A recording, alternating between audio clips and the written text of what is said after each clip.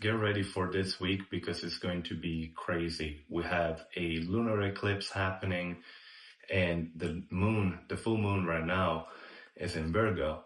And this time is supposed to be extremely transformative. You're supposed to take something negative out of your life and essentially leave it in the past.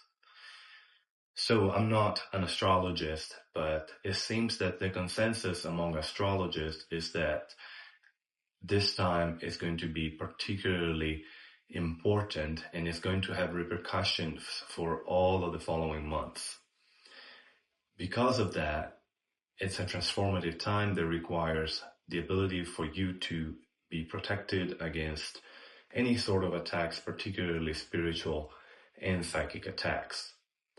The suggestions I'm about to give you are okay, not for just now, but for every day. You can actually implement them in your practice every single day, and that way you should be able to protect yourself against spiritual attacks. This is a meditation that you can do multiple times a day, ideally first thing in the morning and at night.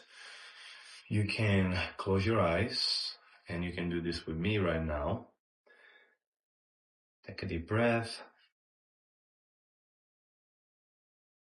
Push air out, and then imagine roots that come out of your legs and your feet and go all the way down into the ground, into the center of Mother Earth.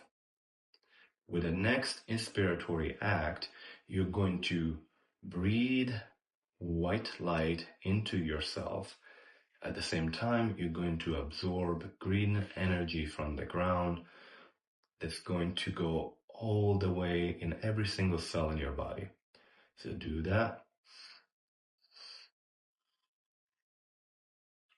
Before you push your air out, whenever you're pushing your air out, imagine a black cloud that leaves your body and goes onto Earth. Let's do it again together.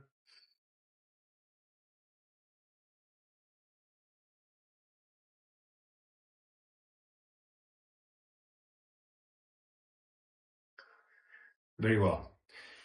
If you've done this correctly, if you've been able to visualize everything without worrying about what's next due for your job or your schoolwork or what your partner said earlier or what your friends are saying or what kind of plans you have for the day, if you actually were able to be in the moment and visualize, you should see and feel a change within yourself.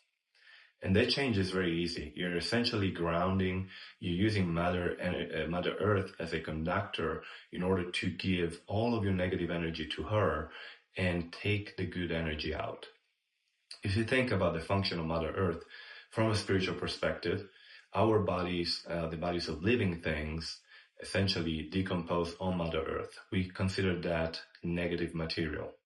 Mother Earth is able to take the negative material and turn it into nutrients that can be utilized to create new life.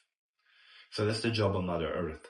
From a spiritual perspective, you can actually use Mother Earth to take all of your negative energy and turn it into positive. Now, that's just a meditation. Many times those attacks, they can come from people who are simply jealous of you.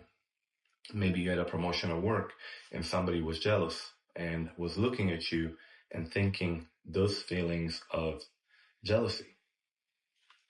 What could happen in that case is that their negative energy is going to now be bounced onto you, and they may cause problems. They may cause illnesses, they may cause losses, financial losses, problems in your home. So there's simple ways to protect yourself. One, stay grounded. The more you are grounded, the more you have that positive energy within yourself, the more you keep a positive attitude about life, the more you're able to protect yourself against those attacks. So that's a simple remedy. But then you can also use day-to-day remedies. Many of us, particularly if you're in the spiritual practice, make the mistake to be too connected with dimensions that are high above, and therefore we end up not having feet on the ground. But the reality is that we still live in this dimension, and therefore we need to maintain a balance between the above and the below. If you're too much in the above and you don't have feet on the ground, those attacks are going to come a lot stronger because your body, your physicality serves as a sort of protection as well. Because of that, stay grounded and use help around yourself in order to protect yourself.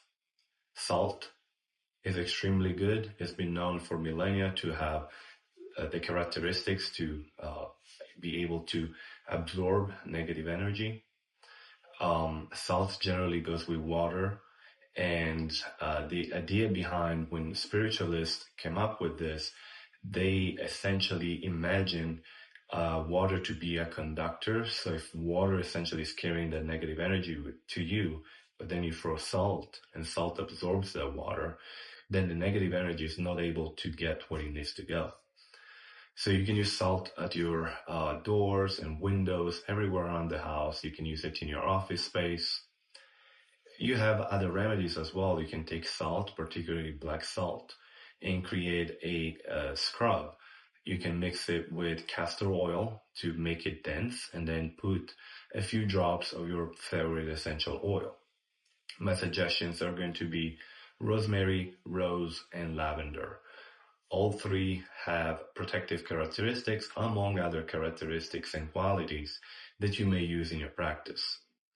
In addition to that, you have more that you could do. One, you could burn particular incenses, and sage has always worked well, but my personal favorite is Palo Santo. I like the smell of Palo Santo better, and I believe Palo Santo has better ability to protect yourself specifically against negative energy. Many times when we burn sage, we actually take all of the energy from a room. That's not just negative. There could be neutral. There could be good energy that was there as well. So burning Palo Santo in your house and also using diffusers for essential oils can be really helpful. Another thing you could do is utilize crystals. There are different guides online. You can actually look at crystals and figure out what's best for protection. Be aware that when spiritualists actually study crystals, they know that some stones are actually just stones that have very little ability of conducting energy in that sense. But other stones, particularly quartz, can be really helpful. So if you have the intention to protect the energy in your house, you can put them in the four corners of the house. And that way you can create this grid of protection.